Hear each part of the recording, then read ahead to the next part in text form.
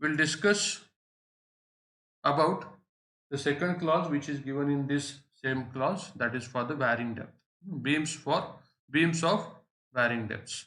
So this is again one type of beam which we normally use.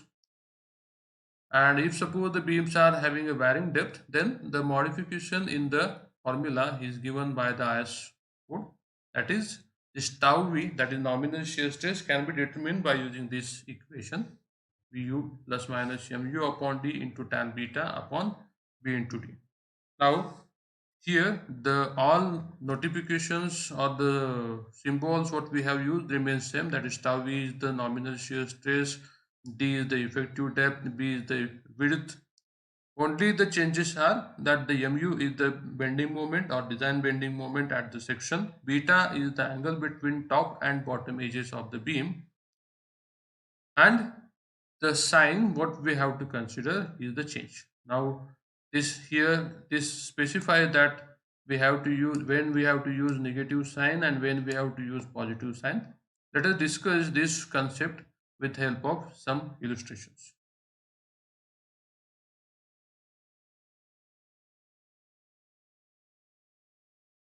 The negative sign in the formula applies when the bending moment mu increases numerically in the same direction as the effective depth increases.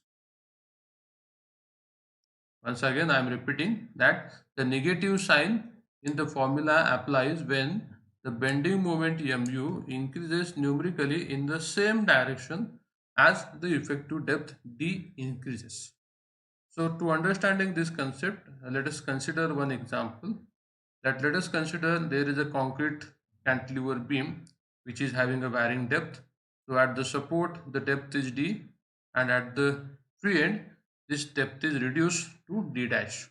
So as you can see clearly that we have provided more depth at the support, and that depth goes on reducing at the free end. Okay, and let us consider that this beam is subjected to a uniformly distributed load of W kilonewton per meter. And if we draw the bending moment diagram for this cantilever beam, then that bending moment diagram will be having this kind of profile. So in this profile you can clearly see that the maximum moment will be going to develop at the in this profile you can see that the maximum moment is going to develop at the support. Let us consider this moment as mu, and at the free end this moment will be equal to 0. So theoretically, as the moment is 0, so we don't require any depth of concrete section at the free end, and whatever depth we have to provide for the design purpose, that maximum depth we have to provide for the maximum bending moment. So that's what we have provided here, and that depth we have reduced up to this end because of some practical consideration that whatever reinforcement we have to provide, that reinforcement should be extended up to this part, and this reinforcement should have some sufficient amount of cover of concrete. So that's why we have to provide some minimum depth at this section. So we have reduced this depth, but what happens that due to this reduction in the depth of the section, the shear stresses are going to vary in a different way, and for that purpose the IS 456 have given the equation, and in that equation for the beams of varying depth they have given the plus and minus signs. So as shown here or as given in this sentence, that for this kind of case we have to take a particular sign, or we have to select a positive or negative sign. So let us check which sign we have to use here. So as mentioned here that the negative sign in the formula applies when bending moment mu increases numerically in the same direction as the effective depth d increases.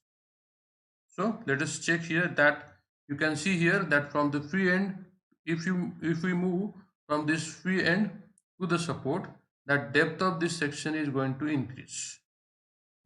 And if you see this bending moment diagram, then here also the bending moment is 0 at the free end and it goes on increasing up to the support.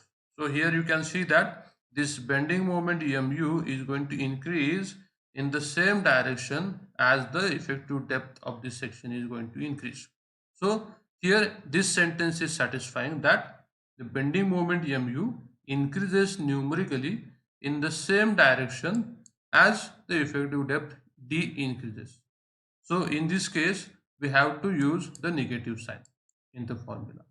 So that's why the equation for shear stress will be equals to tau v is equals to Vu minus mu upon d into tan beta upon b into d. Now here, what is the meaning of this tan beta? So this beta is nothing but it is the angle between the top and the bottom face. So this angle is beta. This is the angle between top and bottom face. You can measure this like this, that this is the angle top and bottom face. Yes, so this tan beta you can calculate depending upon the span of this section. So you can easily calculate that. If we know the span, if we know the d, then you can easily calculate the beta. So in this way, we have to use the minus sign. Now let us check the when to use positive sign with the one more example. The positive sign in the formula applies when bending moment mu decreases numerically in the direction as the effective depth increases. So it is exactly opposite to the previous case, that in previous case bending moment increases numerically in the direction of increase in the d. Here bending moment m decreases in the direction of increase in the d. So that's why for better understanding, we'll discuss one case here. That let us consider one simply supported beam which is having such kind of profile that at the free end, not free end, at the simply supported end, the depth is more, and this depth goes on reducing as you move towards the midspan. Again, it is going to vary. So again, consider that this beam is subjected to UDL of W kilonewton per meter, and as we know that this beam is a simply supported subjected to UDL, then the bending moment diagram will be in a parabolic profile which is having maximum bending moment at midspan and zero at the supports, because this is a simply supported beam. So as again, if you check this condition here, that this depth d is going increasing as you move towards the support. As you move in this direction, you will find that d is going to increase. Here it is d dash, here it is d, but the bending moment here, that at the midspan, that bending moment is maximum and it is going on reducing here. So this is a contradictory, that the depth is increasing and bending moment is decreasing. So this sentence is satisfying that bending moment mu decreases numerically in the direction as the effective depth d increases. Here also you can found in this way. If you move from this direction to this, then d is increasing but the bending moment is reducing. So in this case, we have to use the positive sign. So we can write the equation like this.